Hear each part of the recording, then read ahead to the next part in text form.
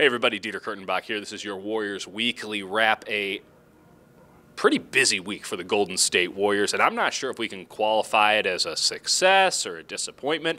It started poorly, it ended poorly. There were some pretty good games in the middle. Let's go through them. Last week, Wednesday, Warriors go to Salt Lake City, play at altitude, lose to the Jazz, a game that under normal circumstances, a team that's maybe a little more motivated, a team that can make some shots on a nightly basis, they win that game. But the Jazz do just enough on the defensive side. They rough it up a little bit of push, a little bit of shove. Warriors lose that contest. Then they came home for what is a very strange back-to-back.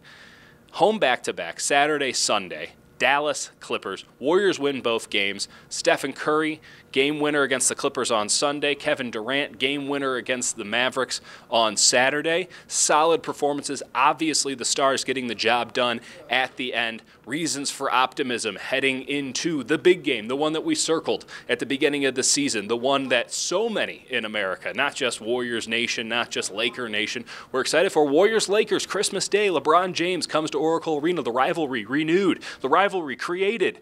And then the Lakers went out and stomped the Warriors. Warriors lose 127-101 on Christmas Day. How's that for a lump of coal? And it was a strange game in the sense that LeBron worked him over. Lakers controlled the game early. LeBron leaves the game with a groin injury. Warriors come back into it. You've seen it time and time again. Warriors taking advantage of a team that, frankly, might not be up to the stage.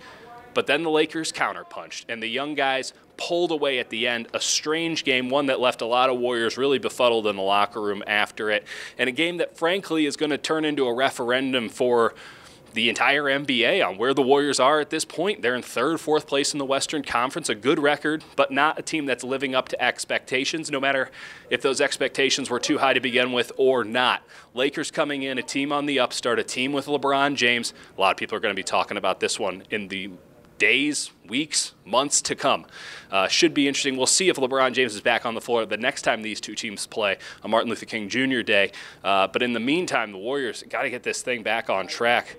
A lot of bad performances over the last few weeks, and the winning performances not as inspiring. This is not the Warriors team that's blowing guys out left and right. They're needing shots in the clutch to beat teams like the Clippers and the Mavericks. That is just not the Warriors that we have come to know and expect. Golden State's got to find another gear. Maybe a little bit of emotional fatigue, maybe a little bit of physical tiredness. They've played a lot of basketball over the last few years, but it's getting into crunch time now. Most of the NBA fanhood area, NFL season's over. People are going to start caring about basketball now. They can't like what they've seen out of the Warriors on Christmas Day and kind of what led into Christmas Day. Warriors need to find another gear here in the coming days because, as Steve Kerr said after that game to the Lakers, this will not win in the playoffs. All right, everybody, have a great week. Have a Merry Christmas if you're catching it now, and have a Happy New Year. We'll see you soon.